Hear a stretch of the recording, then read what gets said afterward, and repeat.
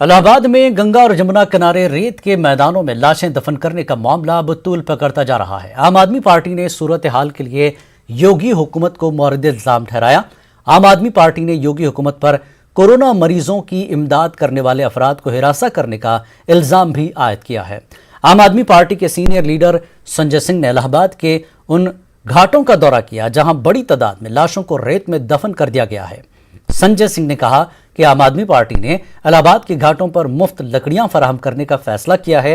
उन्होंने कहा कि लाशों की आखिरी रसूमात एहतराम के साथ अदा की जाएगी। संजय सिंह ने कहना था कि बारिश के मौसम में लाशों के बाहर निकल आने और माहौलियाती आलूदगी का खतरा पैदा हो गया है। मैं खुद ही कह रहा हूं आपसे कि स्थितियां अभी और भयावह होंगी। हजारों की संख्या में यहां प्रयागराज में घाटों पर 100 गाड़े गए हैं, बालू के नीचे दबाए गए। वजह क्या है? लकड़ियां नहीं मिल पाई, अंतिम संस्कार नहीं हो पाया, लोगों को मजबूरी में बालू के नीचे दबाना पड़ा। और इसके कारण से आज ऐसी हालत हो गई है कि बारिश में आप देखिएगा ये 100 बाहर निकल के आएंगे, दुर्गंध की स्थिति पैदा होगी, मतलब दुर्दशा होगी, दुर्गति होगी कि हम कुछ नहीं करने देंगे। आप बताइए, ऑटो एम्बुलेंस की सेवा देना कौन सा अपराध है? ऑक्सीजन युक्त ऑटो मुफ्त में अगर हम लोगों को सेवा उपलब्ध करा रहे हैं, हॉस्पिटल पहुंचा रहे हैं मरीजों को, इसमें अपराध क्या है? गलती क्या है? आपने 2 ऑटो सीज कर दिया, मुकदमे लिख दिए। अब उन ऑटो वालों के विचारों के खिलाफ आपने मुकदमे लिख दिए। आप लिखिए ना, हम तो कई 14 मुकदमे पहले ही लिख चुके हैं आदित्यनाथ जी मेरे ऊपर, और मुकदमा लिखिए। लेकिन कम से कम आप खुद से तो एम्बुलेंस उपलब्ध नहीं करा पा रहे हैं, आप खुद से दाह संस्कार की व्यवस्था नहीं कर पा रहे हैं। कोई अगर मदद करने के लिए आगे आ रहा, किसी भी पार्टी, किसी भी दल, किसी संगठन, किसी एनजीओ का हो, आप उसका सहयोग कीजिए, बजाय इसके आप उसको रोक रहे हैं, हैरास कर रहे हैं। ये बिल्कुल गलत बात है और अमानवीय है। कोरोना के बाद अब ब्लैक फंगस से लोग परेशान हैं। गाजियाबाद में ब्लैक फंगस के केसों में इजाफा हो रहा है। अब तक 24 लोग ब्लैक फंगस का शिकार हो चुके हैं और एक मरीज की मौत हो गई है। हमारे नुमाइंदे ने इस मामले में डॉक्टर बृजपाल त्यागी से बात की, जिन अस्पताल में ब्लैक फंगस के केस आए हैं। आइए देखते हैं। प्रशासन के पास मैं दिखा देता हूँ। प्रशासन को कल भी मैंने जो है वो किया है, जो कोविड हेल्पलाइन है उस पर जो यहाँ मेडिसिन के लिए इन्होंने डॉक्टर साहब ने लिखा कि वे इंजेक्शन प्रोवाइड कराओ। हम लोगों ने इन्होंने लेटर दिया हमें, मैं लेटर उनको लेके गया हूँ, कोई सुनवाई नहीं है। इवन सुबह तक भी मैंने पूछता रहा हूँ, मेरे फ़ोन में अभी भी मैं दिखा सकता हूँ आपको कि एनी अपडेट सर प्लीज़ बताएं। कोई सुनवाई नहीं है कहीं भी। आज इवन मैंने ट्वीट भी किया मुख्यमंत्री जी के उस पर, तो उनके ट्विटर के रिप्लाई उन्होंने दिया है कि हम मंडल आयुक्त को हमने वो कर दिया है, लेकिन मैंने मेरठ भी भिजवाया है, मेरा एक कजिन मेरठ में गया है, वहाँ कोई रिस्पॉन्स नहीं है। कोरोना वायरस के बाद ब्लैक फंगस का साया भी लगातार गाजियाबाद में मंडरा रहा है, जिसमें एक मरीज की मौत भी हो गई है और जिनका इलाज हर CNT अस्पताल में चल रहा है, जो ब्लैक फंगस के मामले हैं। हमारे साथ बात करने के लिए मौजूद है डॉक्टर बृजपाल त्यागी, जिनके यहाँ पर ब्लैक फंगस के मामले आए हुए हैं। डॉक्टर साहब, आपके यहाँ पर ब्लैक फंगस के कितने मामले आए हुए हैं और क्या व्यवस्था है? हमारे पास अभी तक मैं 21 मरीज ऑपरेशन कर चुका हूं और 3 मरीज अभी मेरी ओपीडी में हैं, जिनका भी ऑपरेशन करना पड़ सकता है। तो ये 21 + 3 24 मामले मेरे पास अभी करीब 8-10 दिन में आए हैं और ये सब ब्लैक और वाइट फंगस दोनों के हैं। अभी जो मेरे हाथ में रिपोर्ट देख रहे हैं, इनको अगर आप फोकस करेंगे, ये इन्वेजिव एस्परजिलोसिस जो है ये वाइट फंगस है और इसके साथ हमारे पास ब्लैक फंगस भी है। तो ये दोनों जो हैं, इनमें इलाज सिर्फ 2 हैं, इनको ऑपरेशन करके निकाला जाए और उसके साथ साथ इंजेक्शंस दिए जाएं, जैसे एम्फोटेरेसिन बी, जैसे पोसाकोनेजोल। अगर एक इंजेक्शन हम देते हैं एम्फोटेरेसिन बी तो उसकी कॉस्ट पेशेंट को बहुत ज़्यादा पड़ती है। अब अगर मैं उसमें इंजेक्शन पोसाकोनेजोल ऐड करता हूं तो उसकी कॉस्ट डबल हो जाती है। तो ये हमारे मरीजों के लिए बहुत महंगा पड़ रहा है। डॉक्टर साहब, जो व्हाइट फंगस है, इसके शुरुआती लक्षण क्या है? जो वाइट फंगस है उसका जो शुरुआती लक्षण है वो नाक का बंद होना, नाक के आसपास सुन्नपन होना, और अगर वो ज़्यादा बढ़ता है तो आँख के पास सूजन आना, और अगर वो फेफड़े की तरफ जाता है तो सांस में दिक्कत आना और बार बार खांसी आना। डॉक्टर साहब, ये जो इंजेक्शन आप बता रहे हैं इन्फोटेरेसिन बी, इसकी व्यवस्था कैसे कर पा रहे हैं? जो इंजेक्शन एम्फोटेरिसिन बी है वो हम अपने मरीजों को डोज के हिसाब से लिख देते हैं, लेकिन वो कहीं दिल्ली, हरियाणा या उत्तरांचल से लेकर आते हैं और जो कि इनएडिक्वेट डोज में उनको मिलता है। अगर मुझे 6 इंजेक्शन की ज़रूरत है तो मरीज 1 इंजेक्शन लाके मेरे हाथ में देता है कि 1 इंजेक्शन ही लगा दीजिए। ये और ज़्यादा आने वाले टाइम में खतरनाक होने जा रहा है। तो ये हमारे साथ बात करने के लिए मौजूद है डॉक्टर ब्रजपाल त्यागी। इन्होंने साफ तौर पर कहा है कि ये इंजेक्शन जो इन्फोटेरिक्स भी है, प्रशासन की तरफ से कोई व्यवस्था नहीं हुई है और इंजेक्शन ये मिल भी नहीं पा रहा है आसानी से, तो जल्द से जल्द प्रशासन को ध्यान देना चाहिए। गाजियाबाद से नेटवर्क 18 के लिए मैं रोहित सिंह। कोरोना वबा के कहर से पैदा हुए हालात में जहां मरीज दवा, अस्पताल, ऑक्सीजन और इंजेक्शन जैसी जरूरी तिब्बी सहूलियात के लिए परेशान हैं, वहीं कुछ मुनाफाखोर जरूरतमंद लोगों की मजबूरी का फायदा उठाने की कोशिश कर रहे हैं। इलाज में इस्तेमाल होने वाले जरूरी तिब्बी साजो सामान की कालाबाजारी कर रहे हैं। ऐसा ही एक मामला मेरठ में भी सामने आया है, जहां लसाड़ी गेट थाना इलाके के बनकर नगर में एक गैर कानूनी फैक्ट्री का इंकशाफ हुआ, जहां ऑक्सीजन सिलेंडर में इस्तेमाल होने वाले फ्लो मीटर तैयार करके ऊंची कीमत पर बाजार में सप्लाई करने की तैयारी चल रही थी। इस मामले की खुफिया जानकारी हासिल होने के बाद क्राइम ब्रांच ने छापा मारकर गिरोह के सरगना इमरान और उसके 6 साथियों को गिरफ्तार किया और फैक्ट्री से बड़ी तादाद में फ्लो मीटर तैयार करने का साजो सामान बरामद किया। क्राइम ब्रांच अब इस मामले में मुलजमीन से पूछताछ करके फ्लो मीटर के खरीदार और मकामी थाना पुलिस के रोल की भी तफ्तीश कर रही है। ऑक्सीमीटर है क्या? हाँ। इमरान कब से बना रहे थे? मैं भी 8-10 दिन से बना रहा हूँ। 8-10 दिन से। कितने का बेच रहे थे मार्केट में? मात्र 1000 है जी? 1000 1000 का। कितने का बेच रहे? 1000 रुपये। पड़ता कितने का है ये 900 रुपये के लगभग का आएगा। 9 से क्या टाइम बस 100 बजते एक पे। 100 क्या चीज बोलते क्या है? अभी तो यही लोकल में था। कहते क्या है? Kilometre kilometre. कहाँ जाता था तुम्हारा माल? अभी तो लोकल में ही था, किसी को 2 दे दिए 4। देखिए, थाना लिसाड़ी गेट की बुनकर नगर कॉलोनी का मैटर है। जानकारी मिली थी जिसमें कुछ लोगों के द्वारा जो है कुछ नकली कुछ इंस्ट्रूमेंट्स बनाए जा रहे हैं, ब्लैक मार्केटिंग करी जा रही है। इस सूचना पर पुलिस गई थी, मेरे संज्ञान में भी लाए थे, लेकिन जब इसमें हम लोगों ने जांच पड़ताल करी तो जानकारी मिली कि ये कुछ गैस वेल्डिंग का काम करने वाले, कुछ स्क्रैप का काम करने वाले कुछ लोग कुछ अलग अलग पार्ट्स को मिला करके ऑक्सीजन का फ्लो मीटर जिसकी इसमें मार्केट में डिमांड है उनको असेंबल करके बना रहे हैं और उसको ज़रूरत के आधार पर उसको जो है मार्केट में देते हैं। और अभी हाल में उन्होंने कार्य शुरू किया है। जो प्रथम दृष्टया पड़ताल करने के बाद जानकारी हुई है कि इसमें पुलिस के द्वारा हस्तक्षेपी कोई बिंदु नहीं है, फिर भी हम लोगों ने इसमें जो और बेहतर सजग होते हुए इसमें जो बाट मास विभाग है या और जो संबंधित विभाग है उनको इस प्रकरण को संदर्भित कर रहे हैं। इसमें अभी जांच चल रही है, इसमें कोई गिरफ्तारी नहीं करी गई है, कोई बरामदगी ऐसी नहीं है कि जिसके आधार पर कोई अभियोग पंजीकृत किया। गाजियाबाद के लूनी में एक दुकानदार का सरेराह गोली मारकर कत्ल कर दिया गया।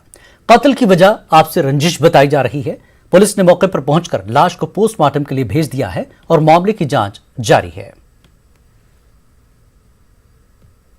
थाना लोनी के चिरौड़ी चौकी क्षेत्र अंतर्गत आज एक सुरेंद्र नाम के व्यक्ति हैं जिनकी 2 अज्ञात हमलावरों द्वारा बाइक से आए थे, हत्या कर दी गई है। प्रकरण में तहरीर प्राप्त कर अभियोग पंजीकृत किया जा रहा है, आगे कार्रवाई की जा रही है।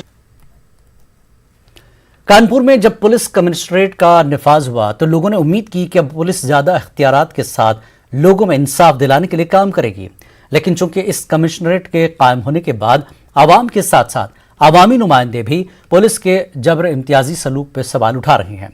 इसके अलावा पुलिस की मीडिया से दूरी की खबरें भी आ रही हैं। शायद पुलिस अपने काम का अंदाज छुपाना चाहती है ताकि वो कोई सवाल न पूछ सके। इन तमाम सूरत हाल पर हमारे नुमाइंदे संदीप सविता ने समाजवादी पार्टी के रुकन असेंबली इरफान सोलंकी से बात की। बीते दिनों समाजवादी पार्टी के विधायक इरफान सोलंकी का मास्क ना होने पर चालान काटा गया। उसके बाद उन्होंने पुलिस कमिश्नर से शिकायत की, लेकिन दूसरी तरफ जब बीजेपी के लोगों ने चौकी से निकालकर लोगों को पीटा, पुलिस के सामने पीटा, उस पर उन्होंने एक ट्वीट किया सरकार को। उसके बाद से अब तक कोई कार्रवाई नहीं हुई, ना ही कोई अधिकारी ने कोई जवाब दिया। हमारे साथ इरफान जी खुद मौजूद हैं, उनसे बात करते हैं। इरफान जी, क्या पूरा मामला था, किस तरह से मामला पेश आया, किस तरह से बीता और किस तरह की पुलिस की कार्रवाई चल रही है? देखिए, सबसे पहले तो मामला आप समझ लीजिए, ये मामला है पिछले इतवार का। दिखाई होगी शहर में बीजेपी के विधायक हैं मेधानी जी, उनकी गली में एक हादसा होता है, बताते हैं कि कुछ बम से हमला हुआ, जो भी हुआ, और फिर मेघानी जी ने हवाला दिया कि मेरे ऊपर हमला हुआ था। वहाँ के लोगों ने 2-3 लोगों को पकड़ा भी, पुलिस चौकी में दे दिया। उसी दिन की वाक़या है, ये पहलर चल रहा है। फिर वहीं के बीजेपी के कार्यकर्ता चौकी में घुस के उसको निकाल के लाते हैं। एक आदमी ने भी मास्क नहीं पहना था, मेरे पास वीडियो है, मैंने ट्वीट भी करा है। पुलिस वहाँ खड़ी है, बौनी बनी हुई, उनके सामने मारा जा रहा है और उनका कुछ नहीं हो रहा। वहीं दूसरा पहलू, जब मैं वहाँ पहुँचा तो मेरी जब उससे बहस होने लगी तो एक सिपाही ने आके पीछे से मुझे धक्का दिया, और ये भूल जाते हैं कि जनप्रतिनिधि का जो ये प्रोटोकॉल है वो प्रमुख सचिव के बराबर है। फिर मैं अगले दिन कमिश्नर साहब से मिला। हमने कमिश्नर साहब, बधाई आपको कि एक तरफ जब मैंने मास्क नहीं लगाया तो आपने मेरा चालान कर दिया, और दोनों पुलिस वालों को आपने 1000 रुपये का इनाम भी दिया। वहीं बीजेपी वाले पुलिस के सामने चौकी में घुस के, कल का भी देखा होगा, एक दरोगा कट्टा लिए बैठे हुए हैं, वो कह रहे हैं ये नकली है, ये नहीं चलेगा, दूसरा लाओ। पुलिस का बयान भी सुना, वो कह रहे हैं इसको एडिट करा गया है। खैर, पुलिस इससे अच्छा जवाब दे भी नहीं सकती थी, और इससे अच्छा जवाब की आप उम्मीद भी नहीं कर सकते थे, क्योंकि पुलिस तो इस समय क्या कहना नहीं चाहिए, हर आदमी की आस्था है कि इंसाफ मिलेगा। कानपुर बड़ा शहर हो गया है, यहाँ पे कमिश्नरेट लागू हो गई है, पुलिस कमिश्नर और पुलिस बैठते हैं यहाँ पे, और ज़्यादा न्याय की उम्मीद हो गई थी। और वहीं कोई भी पुलिस अधिकारी अब मीडिया ग्रुप में नहीं है। क्यों नहीं है? जवाब देने वाले नहीं है ना भाई। आप सवाल करोगे, जवाब पूछोगे, जवाब नहीं मिलेगा। तो एक कहावत है ना, खामोशी 100 बलाओं को टालती है, शायद आपने सुना होगा। उन्होंने खामोश रह के आने वाली मुसीबतों से पीछा छुड़ा लिया। तो जिस तरह से आपने देखा कि विधायक जी का साफ तौर से कहना है कि कहीं ना कहीं कमिश्नरेट लागू होने के बाद लोगों को उम्मीद थी कि न्याय मिलेगा, लेकिन वो नज़र नहीं आ रहा है। कानपुर से संदीप सविता, न्यूज़ 18 उर्दू। अलीगढ़ की रेलवे पुलिस ने 24 घंटे के अंदर कैफियत एक्सप्रेस में 9 मई को हुई चोरी का खुलासा किया है, जिसमें एक बदमाश को गिरफ्तार किया गया है। वहीं उसके कब्जे से 4,60,000 रुपए के जेवरात बरामद किए गए। अलीगढ़ जीआरपी के इंचार्ज यशपाल सिंह ने आज खुलासा करते हुए बताया कि मुतासरा खानदान जौनपुर में एक तकरीब में शरीक होकर दिल्ली जा रहा था, तभी अलीगढ़ रेलवे स्टेशन के आउटर पर उनके कोच S2 से ये सामान चोरी हुआ था। उन्होंने गुज़श्ता रोज यहां रिपोर्ट दर्ज कराई थी, जिसके बाद 3 टीमें तश्कील देते हुए पूरे मामले का खुलासा किया गया है।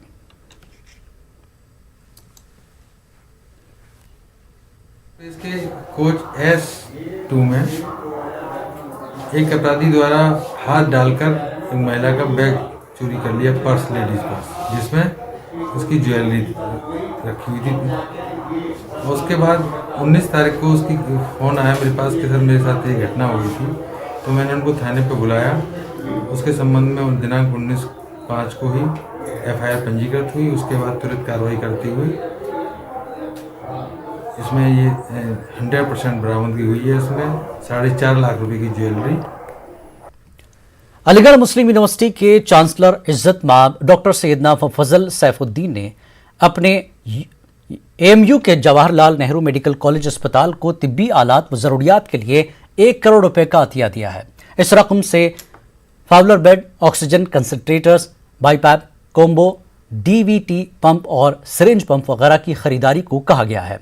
सैयदना मुफज्जल सैफुद्दीन की जानिब से भेजे गए खत में कहा गया कि इस वबा के दौर में AMU जिन संगीन चैलेंजों का सामना कर रहा है, इसमें वो सभी की सेहत और सलामती के लिए दुआ गो हैं। AMU के तर्जमान उमर पीरजादा ने बताया कि vice chancellor professor Tariq Mansoor ने इज्जत माब चांसलर की जानिब से दिए गए इस अतिये पर शुक्रिया अदा किया है और कहा कि बर वक्त ये अतिया बहुत से मसाइल को हल करेगा। अलीगढ़ मुस्लिम यूनिवर्सिटी के चांसलर इज्जत माब आली जनाब हिज होलीनेस डॉक्टर सैयदना मुफद्दिल सैफुद्दीन साहब ने आज 1 करोड़ रुपए Jawaharlal Nehru medical college AMU, जो कोविड-19 लेवल 2 हॉस्पिटल है और वेस्टर्न यूपी को केटर करता है, उसको दिए हैं।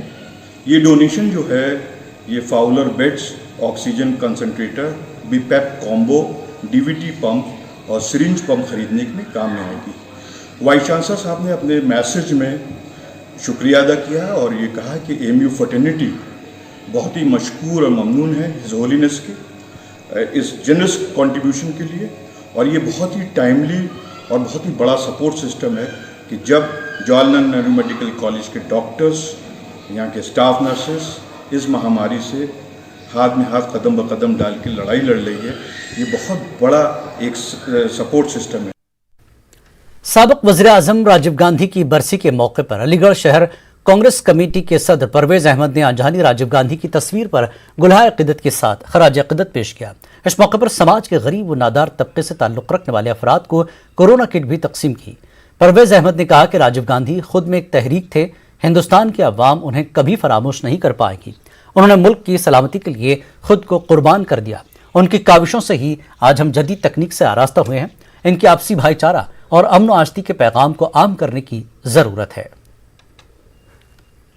पूर्व प्रधानमंत्री राजीव गांधी जी का महानगर कांग्रेस कमेटी मेडिकल रोड पर बलिदान दिवस मनाया। बड़ी सादगी के साथ सोशल डिस्टेंसिंग का ख्याल रखा और हमने उनके बलिदान दिवस पर असहाय लोगों को कोरोना किट बांटी और उनसे कहा कि भाई कोरोना काल चल रहा है, सोशल डिस्टेंसिंग का ख्याल रखें और सुरक्षित रहें, घरों में रहें और कोई ज़रूरी काम हो जब आप बाहर निकलें।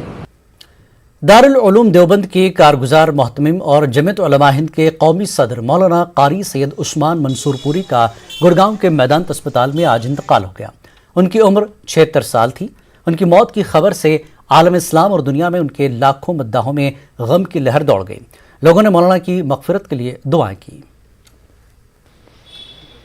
जमीयत उलमा हिंद के सदर हज़रत मौलाना कारी मोहम्मद उस्मान साहब, उनकी हम सेहतियाबी के लिए यहाँ दुआ करने का इरादा था, लेकिन अभी हाल ही के अंदर इत्तला आई कि उनका वेदांता के अंदर इंतकाल हो गया है और इस पर हम लोग जमीयत उलमा मेरठ के तमामी ज़िम्मेदार हज़रात उनकी मग़फ़िरत के लिए दुआ करते हैं और अफसोस का इज़हार करते हैं, क्योंकि जमीयत उलमा हिंद के मोहतमिम कारी मोहम्मद उस्मान मंसूरपुरी जहाँ जमीयत उलमा हिंद के सदर थे, वहीं वो दारुल उलूम देवबंद जो एशिया की सबसे बड़ी यूनिवर्सिटी है उसके कायम मकाम मोहतमिम भी थे। जमीयत उलमा हिंद के सदर कारी उस्मान साहब का इंतकाल की खबर आई और जिसे सुनते के साथ ही एक हम लोगों को बड़ा सदमा लगा कि वो एक मुसलमानों के नहीं बल्कि एक पूरे मुल्क के लिए नुकसान की खबर है। की खबर से वाकई में हम लोगों की आंखों में आंसू है और दिल के अंदर एक बहुत बड़ा गम है कि वो बेचारे हम सब लोगों को यहाँ से छोड़कर चले गए। जमीयत उलमा हिंद के सदर दारुल उलूम देवबंद के कारगुजार मोहतमिम और मायनाज उस्ताद हज़रत मौलाना कारी सैयद मोहम्मद उस्मान मंसूरपुरी के साने इर्तिहाल पर अलीगढ़ मुस्लिम यूनिवर्सिटी में भी शदीद रंजोगम का इजहार किया जा रहा है। अलीगढ़ मुस्लिम यूनिवर्सिटी शोबे दीनियात के असातिज़ा ने मौलाना के इंतकाल को मिल्लत इस्लामिया का बड़ा नुकसान करार दिया है। हजरत की ज़िंदगी के अनगिनत पहलू हैं। आपने पूरी वज़ादारी के साथ, ईमानदारी के साथ और मतानत के साथ आपने उम्मते मुस्लिमा की खिदमत की और जब भी इस कौम पर मुश्किल हालात पेश आए, आपने अपने औकात को न सिर्फ उम्मत मुस्लिमा की खिदमत के लिए सर्फ किया, बल्कि आपने अपनी तबीयत की भी परवाह नहीं की। मुख्तलिफ अमराज में मुब्तला होने के बावजूद आप असफ़ार करते रहे, दूर दराज इलाक़ों में जाते रहे और लोगों को राह रास्त पर लाने की कोशिश करते रहे, उनके मसाइल को हल करने की कोशिश करते रहे। एक बहुत बड़ा इल्मी खला और कायदे मिल्लत का भी खला हुआ है जो बहुत ही लोगों को मगमूम कर दिया है, क्योंकि उनकी जो क़यादत थी, उनकी जो सियादत थी, उनका जो मिल्लत के साथ उनका वालिहाना ताल्लुक़ था, वो उम्मत मुस्लिमा के लिए बहुत बड़ा सरमाया था। क्योंकि कारी उस्मान मंसूरपुरी रहमतुल्लाह अलैह जब भी मिल्लत के कुछ इशूज़ हुआ करते थे, उस पर बेबाकी से अपनी बात रखते थे। वक्त एक ब्रेक के बाद रुख करेंगे बिहार की खबरों का नजर हेडलाइंस पर। सोनारी कत्लेआम के 13 कसूरवारों को पटना हाई कोर्ट ने किया बरी, निचली अदालत का फैसला रद्द। जहानाबाद में 1999 में हुआ था 34 लोगों का कत्ल। खगड़िया में शटर बंद करके चला रहे थे कपड़े की दुकान। छापेमारी में दुकान के अंदर मिले 24 खरीदार। इंतजामिया ने 2.5 लाख रुपए का लगाया जुर्माना। पटना में सब्जी मंडी में लापरवाही बरतने की तस्वीर आई सामने। लोग बगैर किसी मास्क और जिस्मानी दूरी के कर रहे थे खरीदारी। जमुई में महकमे सेहत की बड़ी गफलत। अस्पताल के किचन में रखा वेंटिलेटर। सिविल सर्जन को नहीं है जानकारी। पीएम केयर फंड से मिला था वेंटिलेटर।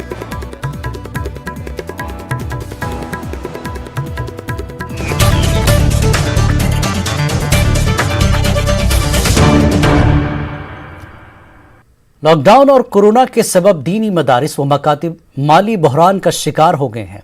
ऑल इंडिया मिली काउंसिल के नायब सदर मौलाना अनीसुर रहमान कासमी ने कहा कि निजी तरीके से चलने वाले दीनी तालीमी इदारों के लिए ये वक्त काफ़ी मुश्किल भरा है। उनका कहना है कि इन इदारों में गरीब व नादार बच्चे ज़ेर तालीम हैं।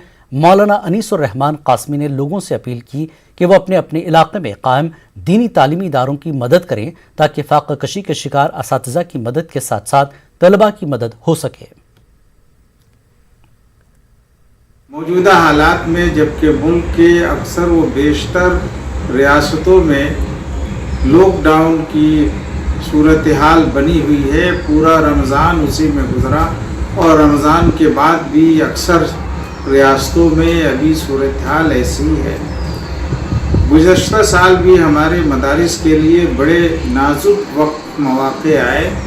वक्त आया और लेकिन अल्लाह का करम रहा कि थोड़े अरसे के लिए मदारिस खुले और उम्मत ने थोड़ी बहुत मदद की। इस वक्त ज़रूरत इस बात की है कि पूरे मुल्क में ख़ास तौर पर उन रियासतों में जहाँ की आबादियाँ कमज़ोर हैं, जैसे बिहार है, बंगाल है, उड़ीसा है, झारखंड है, यहाँ के आवाम और ख़वास को चाहिए कि वो खुसूसी तौर पर इनकी माली मदद करें ताकि ये मदारिस कायम रह सकें, इनके असातिज़ा और मुअल्लिमीन भूखों न मरें। कोरोना के खिलाफ जंग में वैक्सीनेशन को एक अहम हथियार समझा जा रहा है और तीसरे मरहले की वैक्सीनेशन में बिहार में भी नौजवानों में खासा जोश व खरूश पाया जा रहा है। पटना के गार्डनर अस्पताल में बड़ी तादाद में लोग वैक्सीनेशन के लिए आ रहे हैं।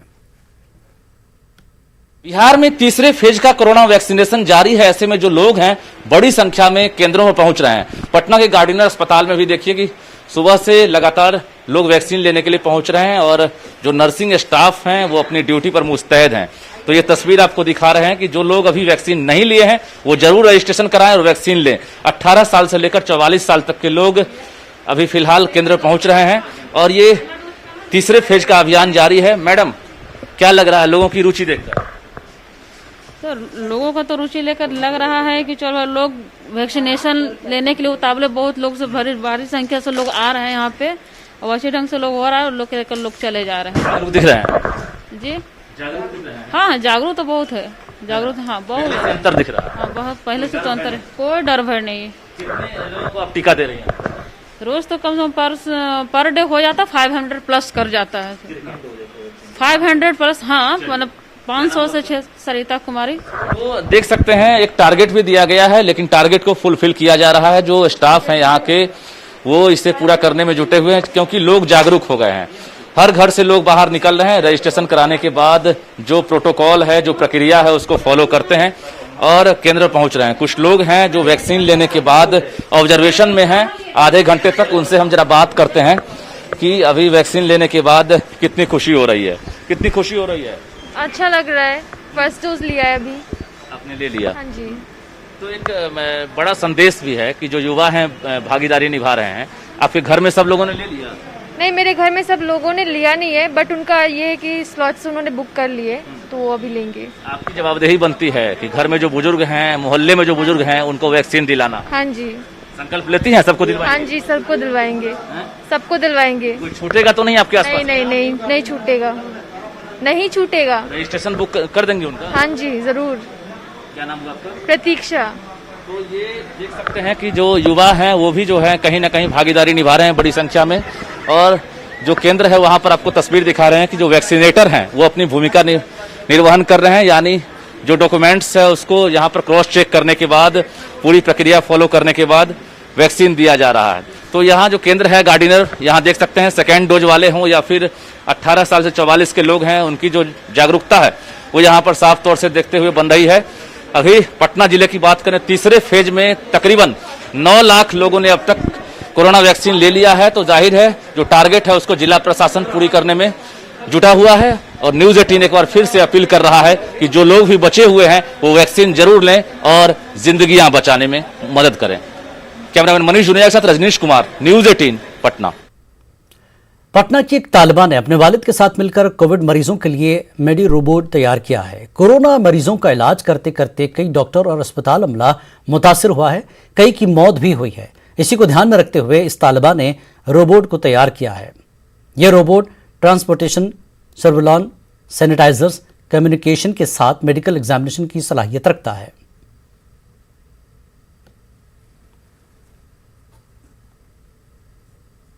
इस बुलेटिन में फिलहाल इतना ही। आदाब।